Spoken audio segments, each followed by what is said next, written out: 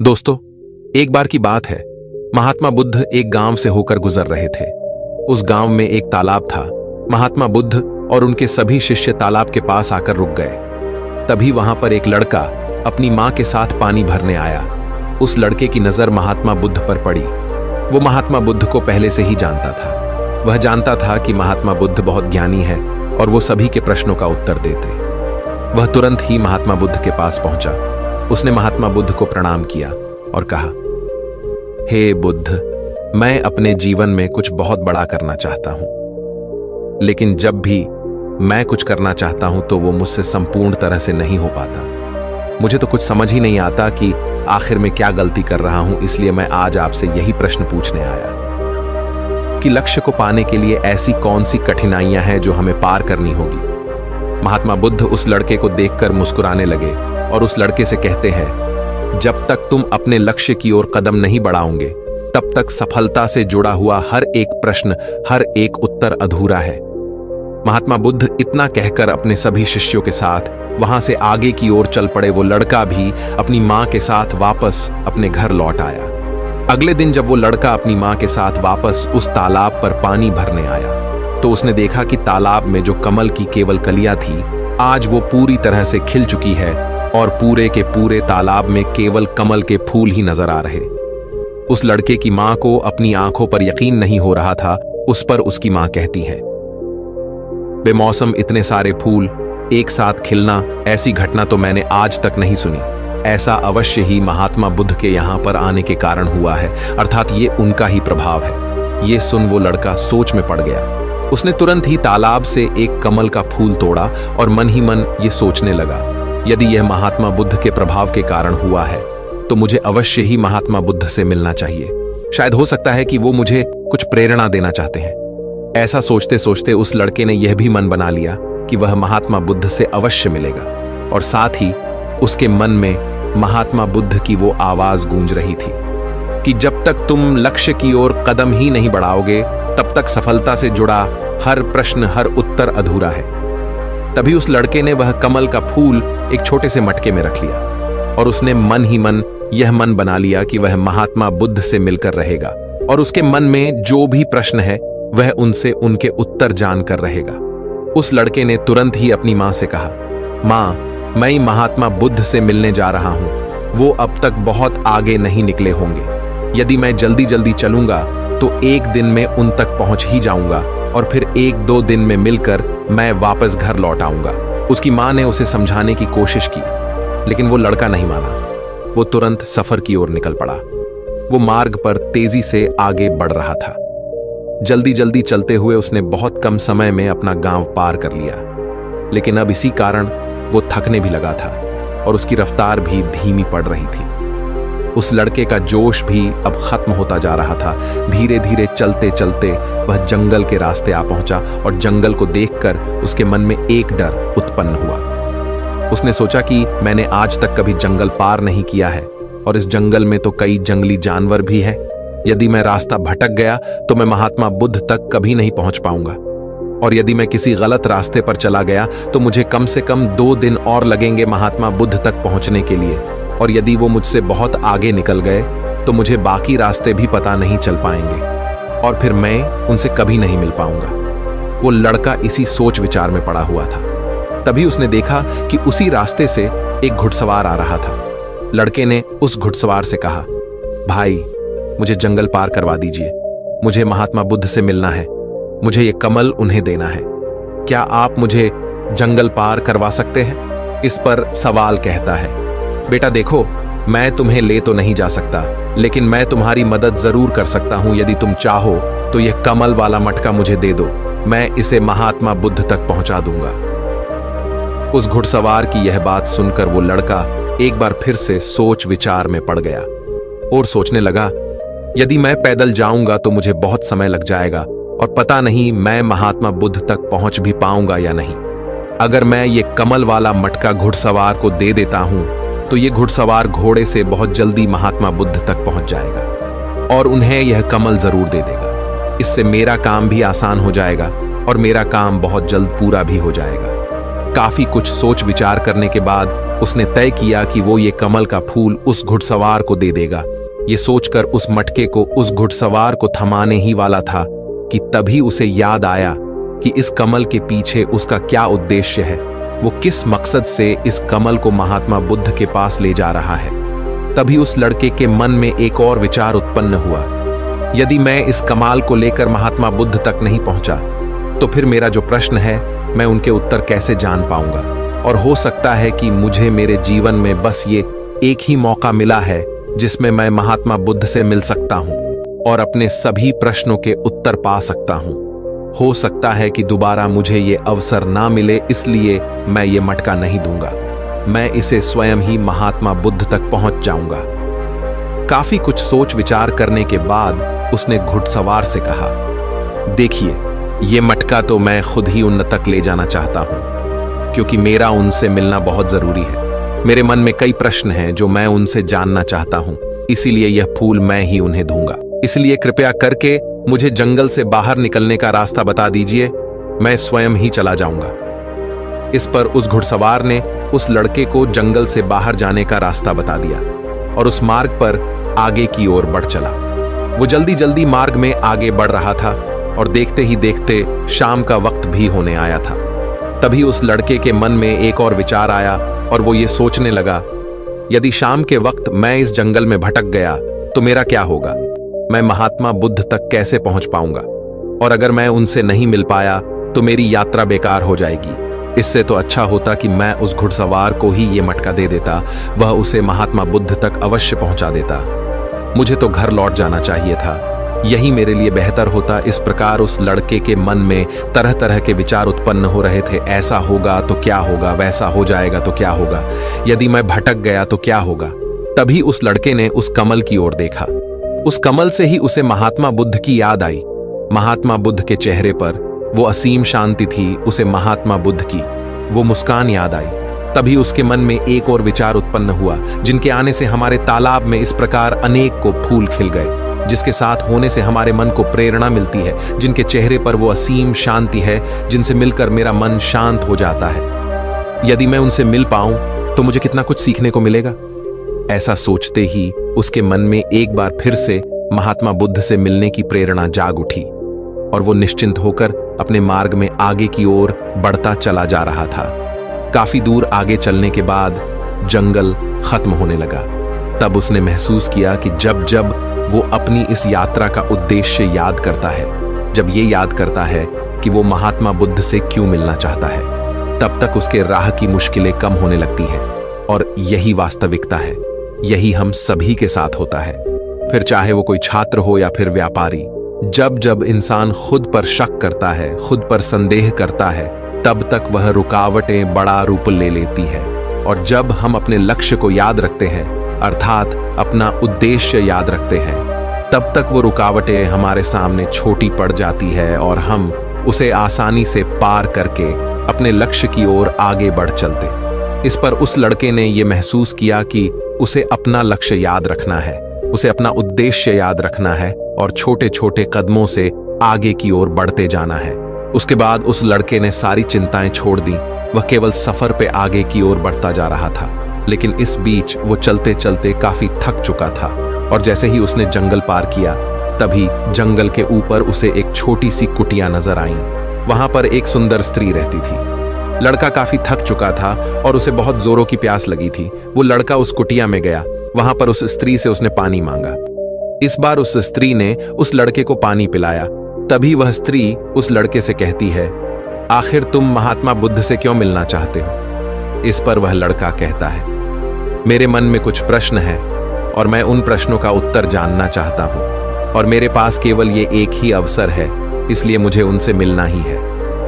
वह लड़का उसी तरह से अपनी बातें कर ही रहा था। उधर दूसरी तरफ उस स्त्री के मन में उस लड़के के प्रति प्रेम जाग रहा था कि उस लड़के को पसंद करने लगी थी। वो लड़की उस लड़के को रोकना चाहती थी। वो उससे कहती है, आज की रात तुम यहीं रुक जाओ, वैसे भी शाम होने को है और बहुत जल्द रात भी हो जाएगी। ऐसे में तुम कहाँ जाओगे? इससे अच्छा है आज तुम यहीं पर रुक जाओ। आज हमारे बगल में ही शादी है, वहां पर नाच गाना होगा, खाना पीना होगा, बहुत मजा आएगा। इसलिए आज रात तुम यहीं पर रुक जाओ। उस स्त्री के मुख से यह सुनकर वो लड़का यह समझ चुका था कि यह स्त्री मुझे पसंद करती है और वह बहुत सुंदर भी है। उसकी सुंदरता को निहारते हुए वो लड़का मन ही मन ये सोच रहा था कि यदि मैं इस तरह से दोस्ती कर लूं तो मेरा जीवन तो समझ जाएगा, मुझे जीवन का मजा आ जाएगा और वैसे भी आज रात तक तो मैं महात्मा बुद्ध से मिल भी नहीं पाऊंगा, तो क्यों ना मैं यहीं पर रुक जाऊं। तभी उस लड़के ने जवाब देते हुए कहा, मैं कुछ देर में सोच कर बताता हूं। लड़का इस विषय पर सोच ही रहा था कि तभी उसके मन में एक बार फिर से महात्मा बुद्ध की वो बात याद आ गई और उसे यह एहसास हुआ कि मैं इतनी दूर से यहां पर क्यों आया हूं। उसने मन ही मन खुद से प्रश्न किया, क्या मैं यहां पर इतनी दूर इस लड़की से मित्रता करने आया था?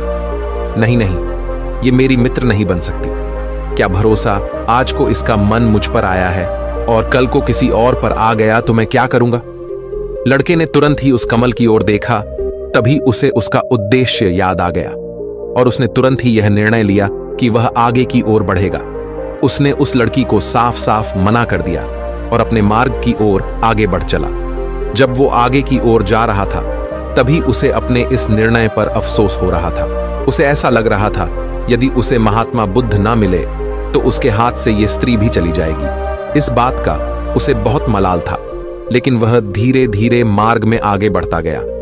कुछ दूर आगे जाने के बाद जब उसका मन शांत हुआ तब उसे इस बात का एहसास हुआ कि यदि वह उस स्त्री के पास रुक जाता तो वह अपने उद्देश्य में कभी सफल नहीं हो पाता और उसकी ये यात्रा बेकार हो जाती, उसकी इतनी मेहनत व्यर्थ हो जाती। और तब उसे एक और चीज का एहसास हुआ कि जो भी व्यक्ति या फिर वस्तु हमें अपने उद्देश्य से भटकाने का प्रयास करे, हमें उससे तुरंत ही दूर हो जाना चाहिए।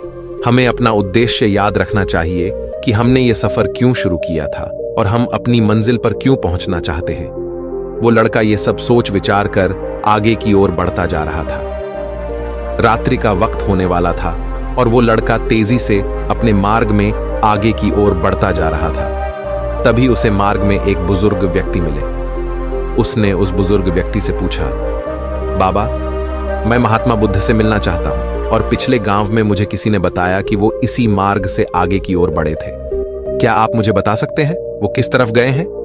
इस पर वो बुजुर्ग व्यक्ति उस लड़के से कहते हैं, बेटा, तुमसे कोई गलती हो गई है, तुम्हें कोई गलतफहमी हुई है। यहां से कोई भी आरषि मुनि नहीं गए हैं। हो सकता है कि रास्ते में कोई और मोड़ हो जिस पर तुम्हारा ध्यान ना गया हो। वो आरषि मुनि उसी रास्ते से गए होंगे। ये सुन वो लड़का घबरा गया। अभी कुछ ही घंटों पहले तो मैंने उस बस्ती को पार किया था।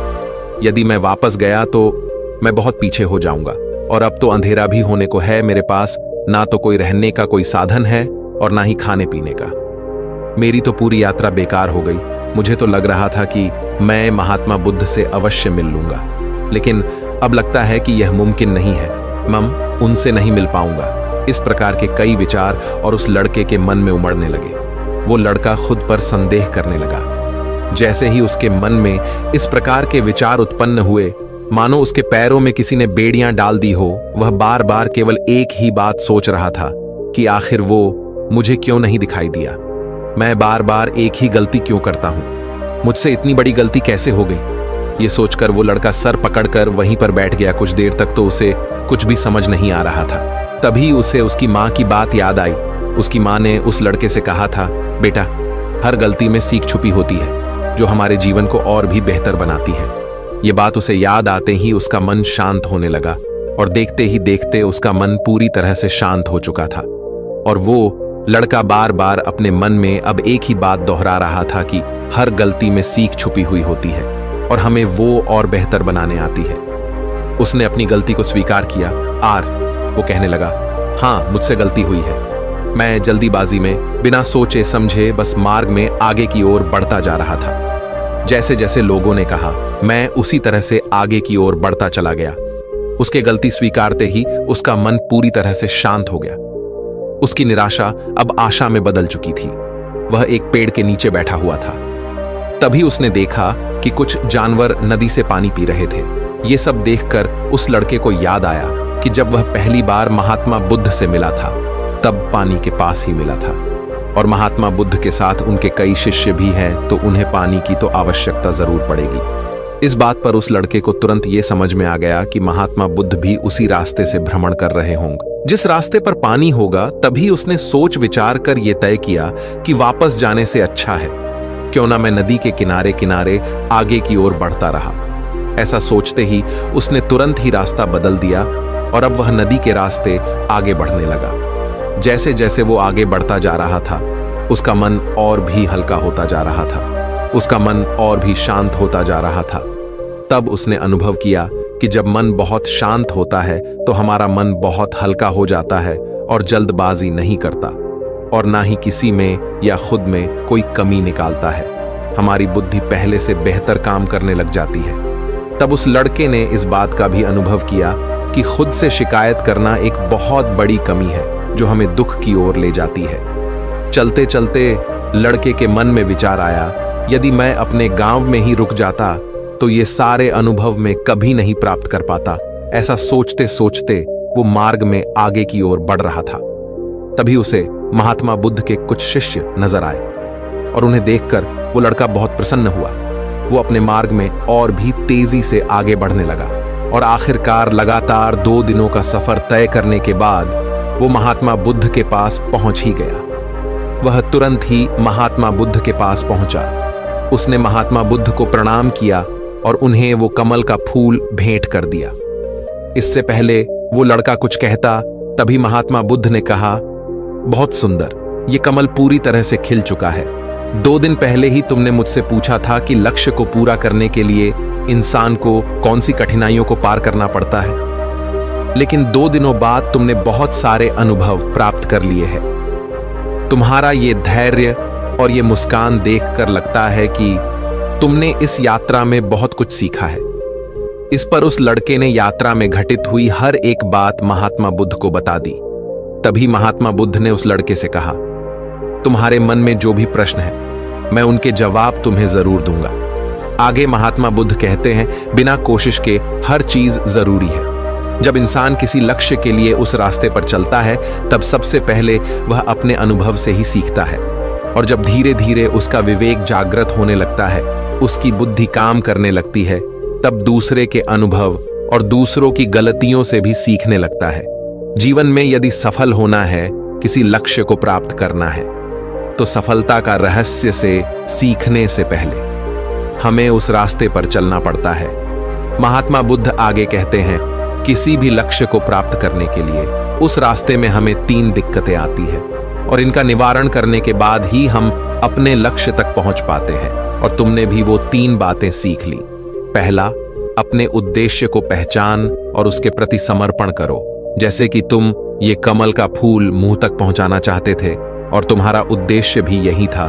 तुमने ये जान लिया था कि ये फूल मुझ तक पहुंचाने के लिए तुम्हारा क्या उद्देश्य है, जिस कारण तुम्हारे मन के सारे संदेह खत्म हो गए। इसके बाद जब भी तुम फूल को देखते थे तो तुम्हें अपना उद्देश्य से याद आ जाता।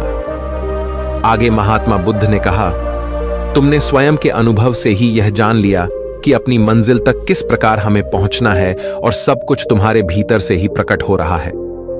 वह लड़का महात्मा बुद्ध की सारी बातें ध्यानपूर्वक सुनता रहा। तभी आगे महात्मा बुद्ध कहते हैं, तुम्हारे मन में कई प्रकार के डर और संशय थे। पता नहीं तुम मुझ तक पहुंच पाओगे या नहीं, पता नहीं तुम जंगल पार कर पाओगे या नहीं, क्योंकि तुमने आज से पहले कभी जंगल पार नहीं किया था और रास्ते में तुम्हें तरह तरह की रुकावटें भी झेलनी पड़ी। और जब हमारे रास्ते में तरह तरह की रुकावटें उत्पन्न होती है, तब हमारा मन बाधित होने लगता है, हमारा मन भटकने लगता है और हम अपने लक्ष्य से भटक जाते हैं। लेकिन जब हम अपना सारा ध्यान रुकावटों से हटाकर अपने उद्देश्य पर लगाते हैं, तो सारी रुकावटें खुद ब खुद छोटी पड़ने लगती है और हम उन्हें आसानी से पार कर ले जाते हैं। शुरुआत में हर किसी की यही समस्या है कि वह यह नहीं जानता कि आखिर वो सफल क्यों होना चाहता है, क्यों वो कुछ करना चाहता है। इसी कारण उनके सामने परेशानियां भी बहुत ज्यादा होती हैं और वह उन परेशानियों के सामने घुटने टेक देते। लेकिन जैसे जैसे आप आगे बढ़ते हैं, अपने लक्ष्य के प्रति समर्पित हो जाते हैं, तो वैसे वैसे चलते जाना आसान हो जाता है और हम अपने लक्ष्य तक पहुंच ही जाते हैं। आगे महात्मा बुद्ध उस लड़के को तीसरी बात बताते हुए कहते हैं, असली शक्ति इच्छाओं को पूरा करने में नहीं बल्कि उनको मिटाने में कहते हैं कि हम जानते हुए भी सही काम नहीं करते। अगर हम अपने उद्देश्य की ओर आगे बढ़ते हुए आकर्षणों को पीछे रुक जाते तो हमारी यात्रा कभी पूरी नहीं हो सकती। इसलिए जैसे इस यात्रा के दौरान तुमने फूल हमेशा अपने साथ रखा, अपने पास रखा, वैसे ही उद्देश्य हमेशा सामने रखना चाहिए। हमारा लक्ष्य हमेशा हमारी आंखों के सामने होना चाहिए। इससे हमें निर्णय लेने में आसानी होती है। अन्यथा हमारे मन का संदेह, हमारी मन की शंका हमें कभी भी सही निर्णय नहीं लेने देती और वह हमें मन की उलझनों में फंसाकर रख देती है। इसलिए संदेह के प्रति सचेत रहे। आगे महात्मा बुद्ध उस लड़के से कहते, बेटा, खुद पर शक करने की आदत से ज्यादा खतरनाक और कुछ भी नहीं है, क्योंकि जितना नुकसान आपके नकारात्मक विचार आपका कर सकते हैं उतना और कोई नहीं कर सकता। यदि आप खुद पर संदेह करते हैं तो आप अपने प्रयास में विफल ही हो जाओगे, क्योंकि आप अपने प्रयास पूरी ढंग से कर ही नहीं पाओगे।